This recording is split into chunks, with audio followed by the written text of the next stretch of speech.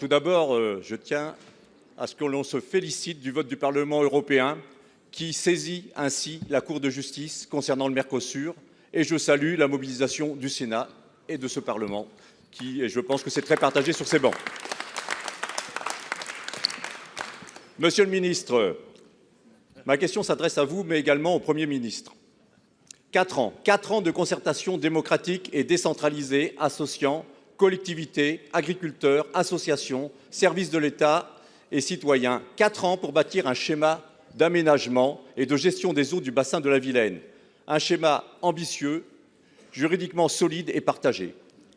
4 ans de travaux qui, en quelques jours, ont été piétinés, sous la pression de groupes d'intérêts minoritaires qui ont recouru à l'intimidation pour empêcher l'expression démocratique et faire céder l'État lui-même. Ce n'est pas un incident local, c'est un précédent politique grave, surtout quand on connaît la suite. Une suspension dans ces conditions, Monsieur le Premier ministre, ce n'est pas apaiser, c'est céder.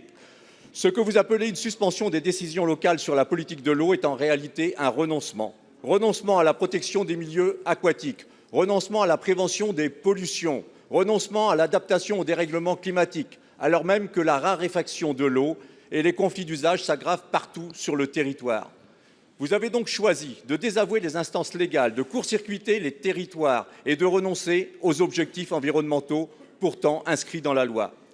Les commissions locales de l'eau sont des outils reconnus, efficaces, construits précisément pour dépasser les conflits d'usage. En les mettant à l'arrêt, vous envoyez un message clair.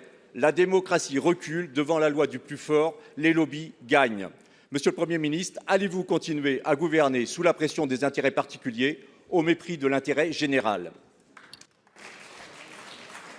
Pour vous répondre, la parole est au ministre délégué en charge de la transition écologique, Monsieur Matthieu Lefèvre. Merci Monsieur le Président, Mesdames et Messieurs les sénateurs. Monsieur le sénateur, merci pour votre question sur cet enjeu majeur de politique publique. Je ne peux pas vous laisser dire que la concertation serait un renoncement.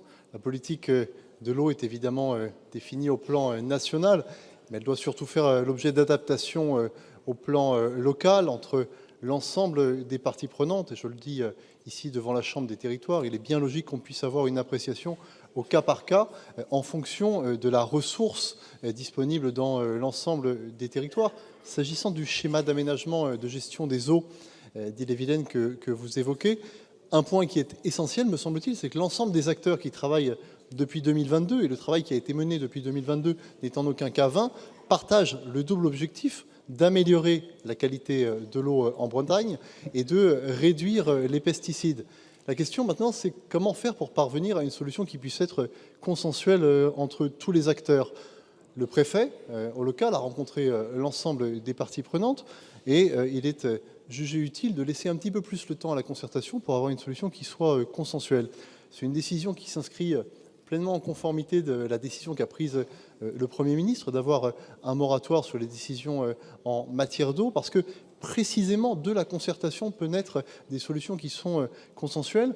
Mais encore une fois, je ne crois pas qu'en agitant une forme de conflictualité entre les acteurs, on aboutisse à une meilleure politique publique au niveau local. Ces politiques publiques au niveau local sont de meilleure facture si elles sont différenciées, si on fait preuve d'un peu de souplesse et si on regarde les choses peut-être différemment d'un schéma d'aménagement de gestion des eaux d'un département à un autre. Encore une fois, le temps pour poursuivre la concertation est, me semble-t-il, un temps indispensable et nécessaire. Je vous remercie.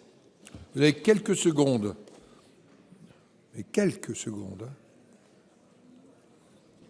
Monsieur le ministre, entre protéger l'eau potable et soutenir les lobbies, vous avez fait votre choix. Il faudra l'assumer. C'est un vrai renoncement, je dirais même plus une démission.